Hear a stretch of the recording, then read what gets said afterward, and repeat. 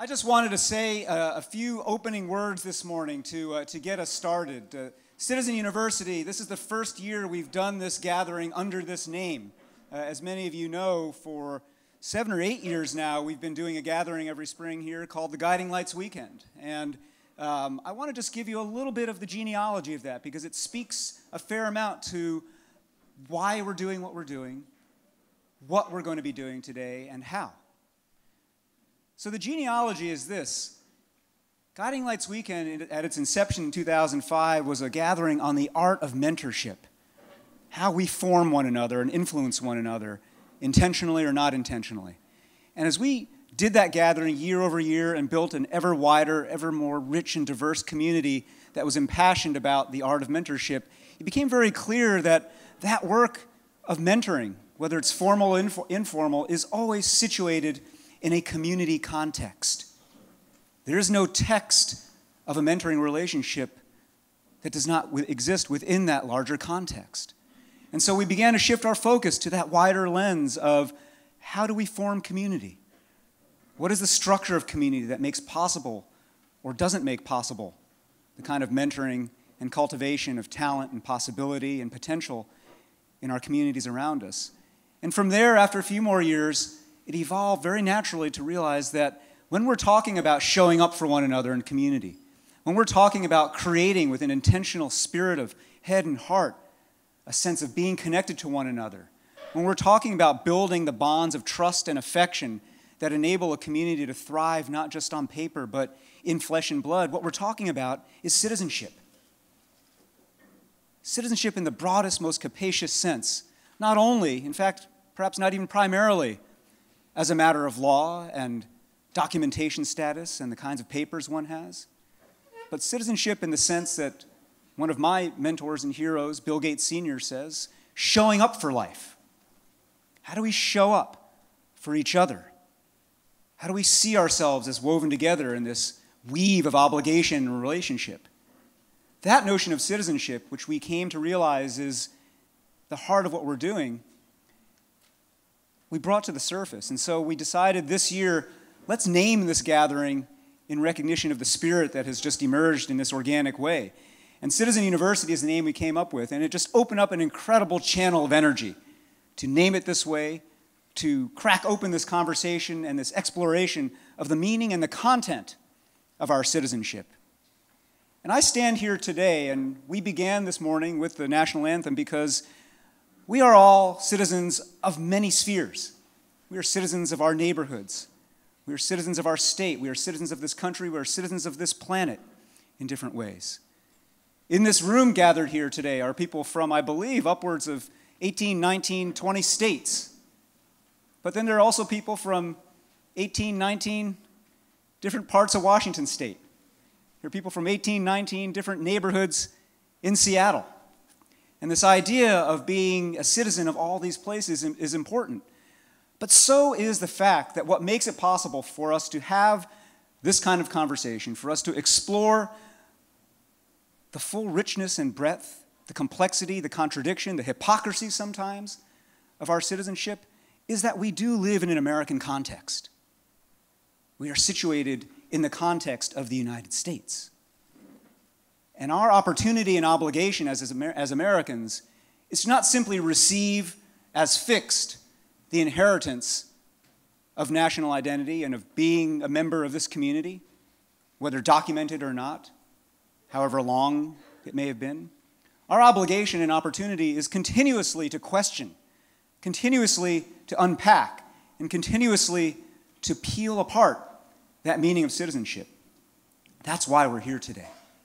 We are here for a full day and then a beautiful, full evening tonight to explore these questions of the meaning of American citizenship and the meaning of our obligation to one another in many different forms and formats.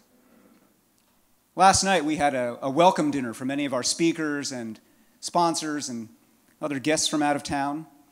And as I looked around that room, I realized we had many people of roughly my middle-aged generation, but we also had several kids in the room. And then we had a few grandparents in the room. We had a woman who is, I believe, 4 or 5 weeks from delivering a child. And I thought about that room last night, and I realized what we had in that room is what one of our speakers today, I-Jen Poo, will be describing in a very simple phrase, which is caring across generations,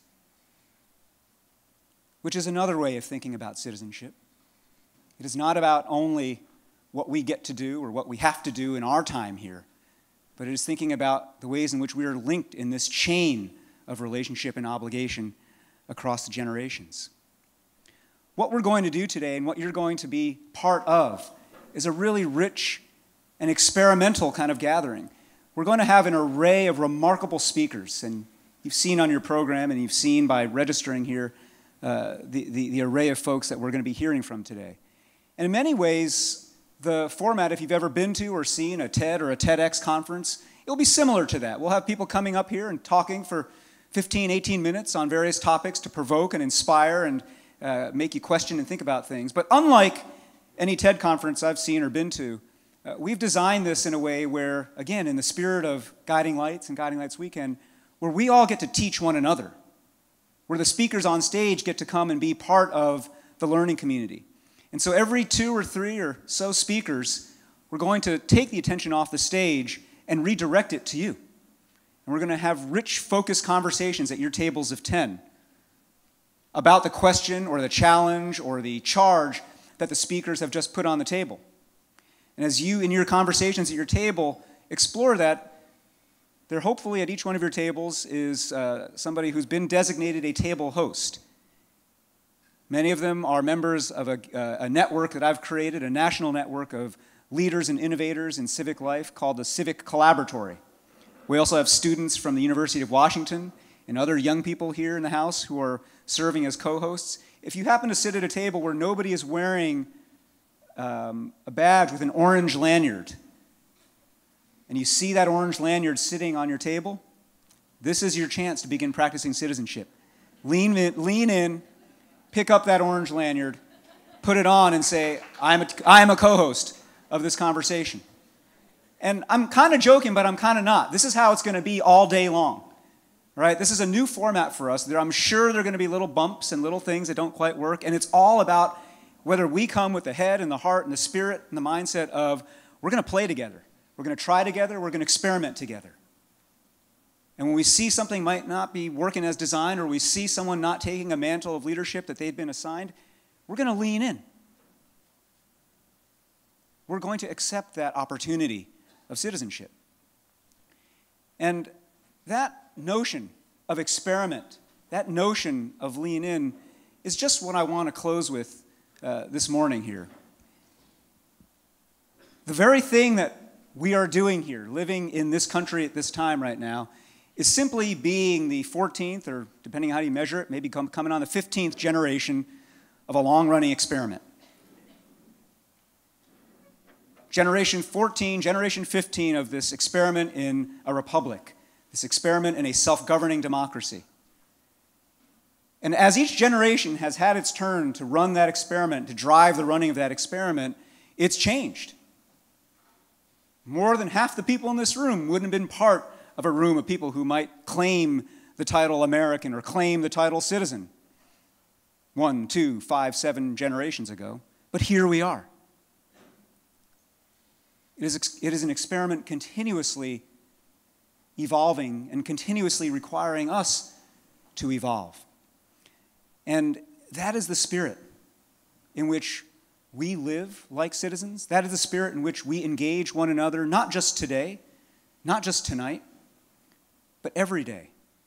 And as we have these opportunities to have your table conversations, and then I'll come back on stage and pull up thoughts and themes and ideas and provocations that have emerged from your table conversations, and we will stitch them back with our speakers here.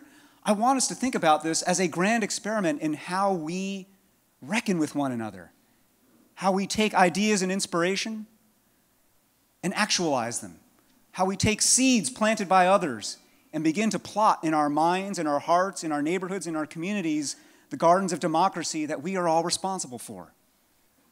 Every one of us here is here to tend. Every one of us here is here to water. Every one of us here is here to seed, to feed, and to make sure those gardens thrive.